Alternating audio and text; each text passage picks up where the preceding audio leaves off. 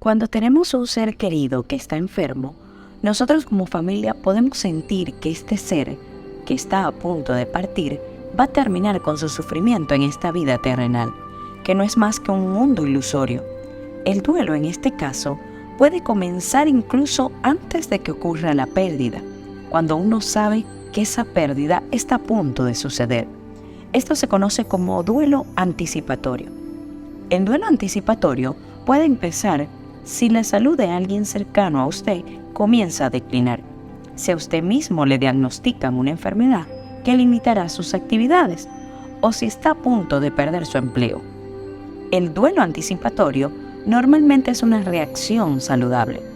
Puede servirle de impulso para prepararse y para afrontar lo que se avecina. Es aquí donde el sufrimiento embargado por el duelo, el dolor y el luto comienzan a agotar a los sobrevivientes que estuvieron atentos frente a la persona que murió. Pero los que siguen aquí viviendo se enfrentan a unos traumas de soledad, desapego, aislamiento social, miedo, temor a tomar decisiones de las que no estamos acostumbrados y sobre todo a las vivencias emocionales que comienzan a retumbar en nuestra cabeza. El duelo que se oculta a los demás se llama duelo no reconocido. Es el duelo que usted experimenta si no lo reconoce públicamente o se lamenta por la pérdida o no recibe el apoyo de otros. El duelo puede no reconocerse si los demás no conocen su relación con la persona que ha muerto, si no pueden apoyarle por esa pérdida o si existe un estigma, deshonra, relacionado con la pérdida. Entre los ejemplos de pérdidas que algunas personas pueden no compartir con los demás se incluyen la muerte de una expareja o un antiguo amigo, la muerte de una mascota, la pérdida de alguna capacidad o la muerte por suicidio o un acto criminal. El duelo también puede ser no reconocido si los demás intentan proteger al doliente no hablando de la pérdida. Esto sucede a veces con los niños, las personas con discapacidad intelectual y los ancianos. Si su duelo es no reconocido, es decir, si no es conocido o los demás no le ayudan, puede que el tiempo de adaptación a la pérdida le resulte más duro. Para ayudarle a afrontar este tipo de pérdida, escoja a alguien en quien confíe para hablar sobre la pérdida. El cómo se sienta acerca de la pérdida es importante. Ser capaz de decirlo a una persona comprensiva que pueda ayudarle. Algunas personas no saben ni han sentido lo que es el duelo, por lo menos haberlo sentido de cerca, hasta que lo podemos experimentar en nuestra propia familia, que trae consigo sentimientos encontrados como la rabia, frustración, preguntas sin respuestas y sobre todo la culpa, que muchas veces es lo que más daño nos hace al momento de la partida de este ser querido, sobre todo cuando ya nos toca enfrentar la soledad al llegar a la casa familiar sin la presencia física de este ser, que muchas veces trae consigo alejamiento, desmotivación, pérdida del apetito, aislamiento, soledad, depresión y sobre todo buscar respuestas que jamás tendremos la oportunidad de saber a esas interrogantes que nos hacemos a diario. Pero todas estas emociones que demostramos a través de nuestra conducta basadas en la tristeza son básicas para poder cicatrizar las heridas que trajo consigo la muerte, el dolor y el duelo. Pero aún cuando la muerte de un ser querido se espera o es inesperada, es una pérdida particularmente dolorosa. Más que todo, cuando es un ser muy cercano, basado y consolidado en el amor profundo. Este dolor es inevitable. Se debe vivir, sentirlo, sufrirlo para evitar daños graves en nuestro organismo. Pero debemos saber cómo canalizarlo, para no llegar a experimentar emociones que van más allá del sufrimiento, que en algún momento va a llegar a sentir que las heridas causadas por el dolor han ido desapareciendo con el pasar de los días, semanas, meses o hasta años. El duelo es un proceso normal. La expresión del duelo es la manera en que una persona reacciona a la pérdida de un ser querido. Muchas personas creen que el duelo es solo una ocasión o un periodo breve de dolor o de tristeza en respuesta a una pérdida, como las lágrimas que se derraman en el funeral de ese ser querido. Pero el duelo incluye todo el proceso emocional de enfrentarse a una pérdida y puede durar mucho tiempo.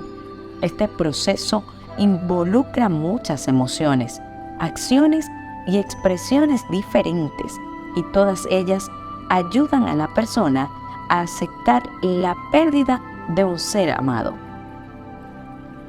Cuando se vaya adaptando a la pérdida, puede descubrir que las reacciones del duelo reaparecen de vez en cuando, incluso después de muchos años. Esto es muy común.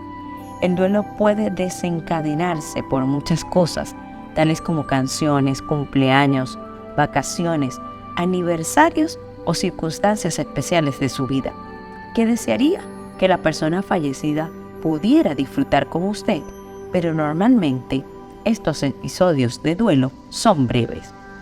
Podríamos escuchar que el periodo de duelo se describe como un duelo normal, pero simplemente se refiere a un proceso que cualquier persona podría experimentar, y ninguno de nosotros lo hace de la misma manera.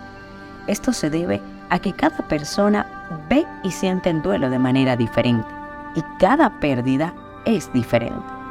Con frecuencia, el luto acompaña al duelo, mientras que el duelo es una experiencia y un proceso personal. El luto es la manera en que se expresa el duelo y la pérdida en público. El luto podría involucrarse creencias o rituales religiosos y podría estar influenciado por nuestros antecedentes étnicos y costumbres culturales.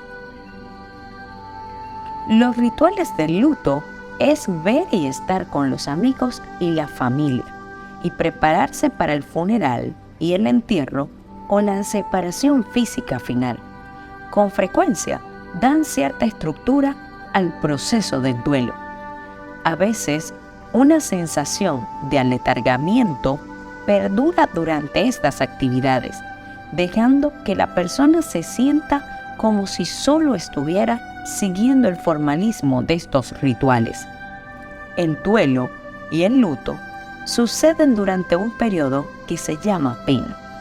La pena se refiere al tiempo cuando una persona experimenta tristeza y dolor después de perder un ser querido, pero a veces se llega a sentir sobre todo en los primeros meses que jamás va a pasar ese dolor, que jamás se va a recuperar de semejante pérdida.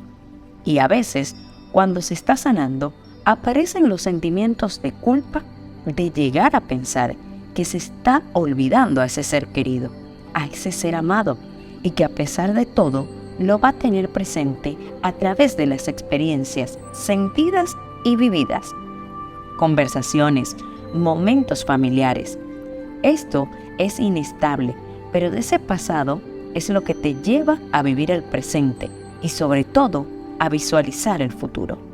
No quiero que pienses que si estás superando el dolor, no significa que estás olvidando a ese ser, sino por el contrario, estás superando tus heridas, sanando y perdonando para seguir adelante y recuperar tu vida buscando una felicidad saludable. La vida no tiene un propósito por sí misma. El objetivo de que estemos aquí en este mundo terrenal no es casual. Y por definición, algo que suceda por casualidad no es premeditado.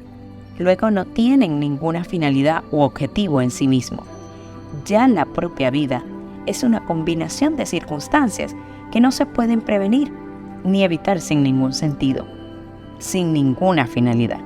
Yo creo que aquí está la clave.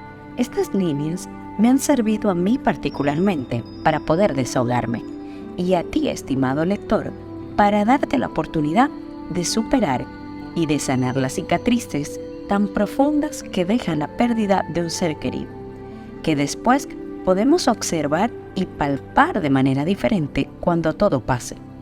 Todo depende de la persona que lo vive, unos más rápidos y otros se toman el tiempo para su debida sanación. Debemos tener presente que a través de la herramienta del perdón como proceso, porque así lo entiendo, como un camino que la persona recorre necesariamente, si quiere realmente sanar sus heridas, tenemos la oportunidad de decirle adiós, dando por sentado que en cualquier momento nos vamos a volver a reencontrar en el plano espiritual.